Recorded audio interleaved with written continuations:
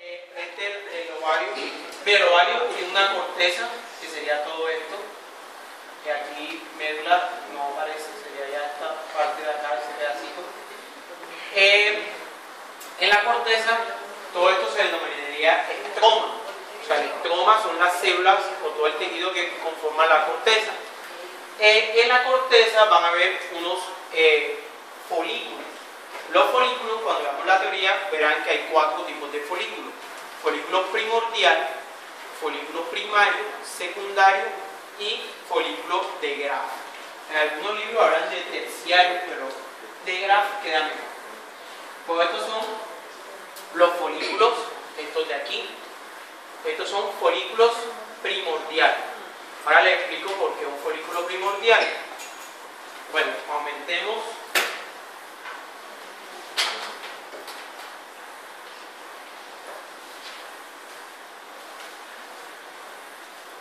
Bueno, los folículos primordial y primario son los que vamos a ver aquí. Estas láminas. El secundario y el de Graf no se observan, o sea, no los he visto. Estos folículos primarios van a tener unas células planas, ¿veis? Son células planas que están alrededor, son células foliculares, son planas. Y esta célula que está aquí, este sería el ovocito primario. El ovocito primario, ovocito primario, ovocito primario. Estas serían las células planas, esto sería un foco.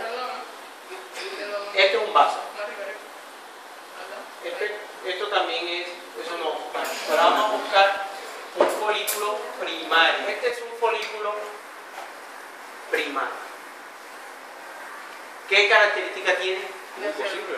Sus células son cúbicas. ¿Ves? Este es un folículo primario multilaminar.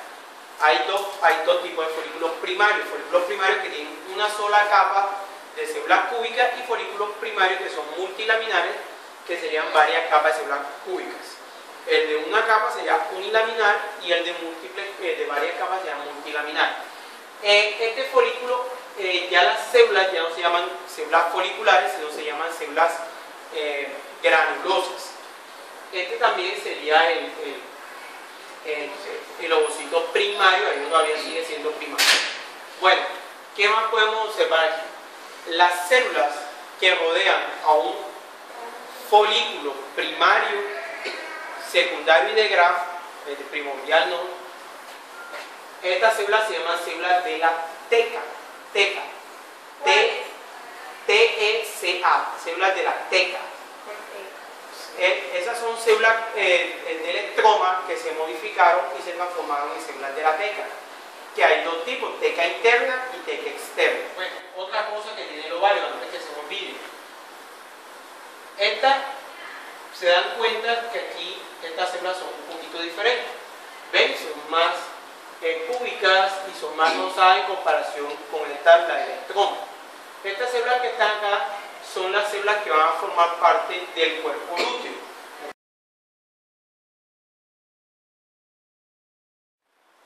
¿Qué es esto? Esta es la trompa del falopio. La trompa del falopio tiene una característica que su mucosa, miren, que tiene como unas salientes, como parecerían pólipos o cosas así. Eso es característico de la trompa del falopio. Eso sería la mucosa de la trompa del falopio. La mucosa de la trompa del falopio tiene un epitelio cilíndrico simple. Es un epitelio cilíndrico simple. Ahí están las células cilíndricas. Células cilíndricas simples, yo sé que algunos se confunden que son cúbicas, pero son cilíndricas. Es un epitelio cilíndrico simple que tiene la mucosa de la trompa del falopio. Si lo ponemos más pequeño, podemos ver la siguiente. La siguiente capa de la trompa de falopio son estas, es la capa muscular. Estas son células que son células musculares lisas. La trompa de falopio, todas estas, o sea, de aquí hacia acá sería capa muscular y son células musculares lisas. Sí, ahí vemos un capilar, se puede ver un capilar, el bombado sanguíneo, y aquí se ve una arteria bastante grande. Ya de aquí a acá, todo esto que vemos aquí, esta sería la serosa o adventicia de la trompa de Falópolis. En la serosa vemos un vaso sanguíneo bastante grande, una arteria, y vemos otros vasos sanguíneos, y todo esto sería de acá hasta acá, sería la parte serosa o adventicia de la trompa de Falópolis. El útero tiene tres capas a nombrar, que son el endometrio, miometrio y perimetrio. Este inicial es el endometrio. El endometrio tiene un epitelio de una mucosa que es bastante gruesa, un epitelio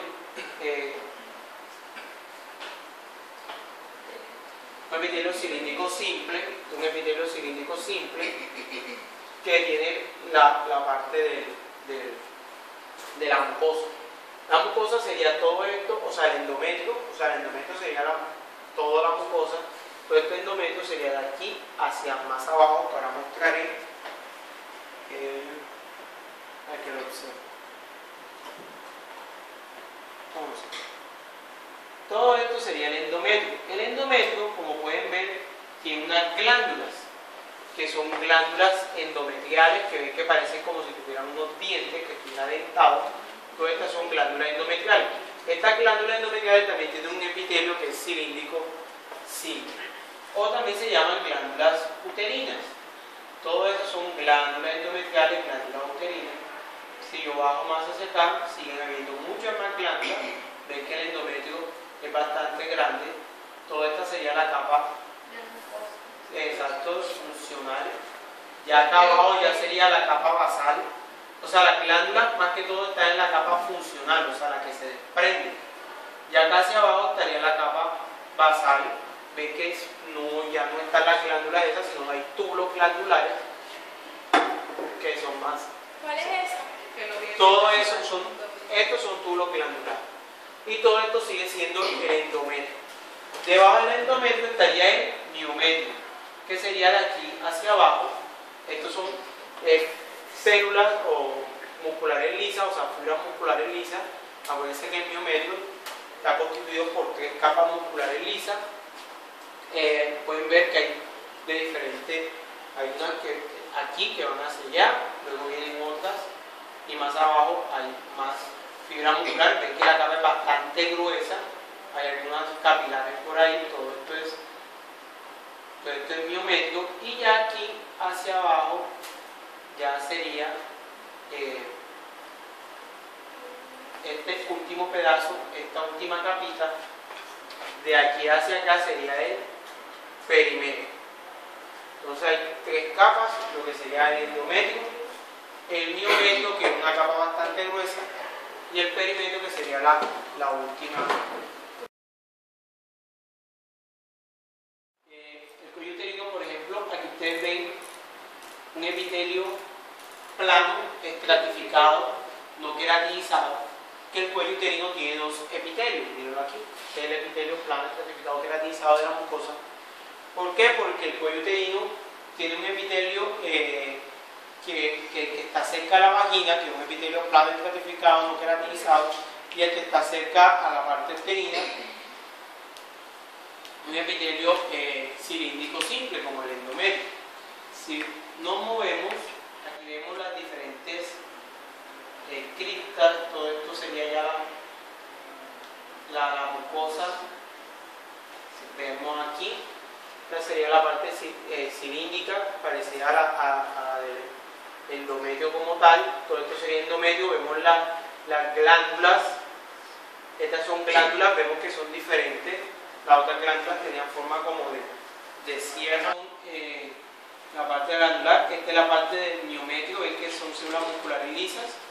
Todo esto, y ya hacia acá, la última parte, esto sería el perimetrio, de aquí hacia acá. La vagina tiene un epitelio, que es epitelio plano, estratificado, no queratinizado. Eso es lo que es la vagina. El epitelio, todo esto hace parte de la mucosa de la vagina. La parte muscular, algunas fibras musculares vemos por aquí, que son estas. Bueno, aquí no se ven, ya se las muestro. ven, esas son fibras musculares lisas que van a ser parte de la parte muscular de la vagina.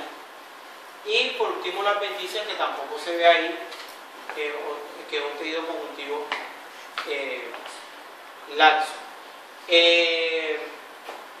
Quiero explicarles, la vagina tiene dos tipos de músculos. Tiene el músculo liso propio de ella, pero a la vez, como la vagina penetra dentro atraviesa los músculos de la pelvis, del periné, los músculos del periné rodean a la vagina. Y los músculos del periné son músculos estriados esqueléticos. Entonces esos músculos estriados esqueléticos, al contraerse, pueden mover la vagina. O sea, cuando en las mujeres si se contraen los músculos del periné, también se contrae lo que es el ano, se contrae la vagina completo, y también se puede contraer la uretra. La uretra también se contrae. Entonces todo eso se contrae como que al mismo tiempo.